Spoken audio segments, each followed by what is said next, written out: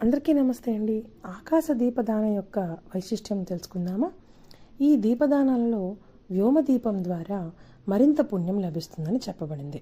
కార్తీక మాసం అంతా కూడా చక్కగా ఆవునేది దీపాన్ని వెలిగిస్తే కైలాస ప్రాప్తి లభిస్తుంది. అలాగే కార్తీక మాసం అంతా ప్రతి దేవాలయంలో సూర్యాస్తమయం కాగానే ధ్వజస్తంభానికి ఆకాశ దీపమును వేలాడదీస్తారు. ఆకాశ దీప దానమును స్వయంగా చేయాలి. కుదరని పక్షంలో కనీసం చూచినా కూడా పుణ్యమే.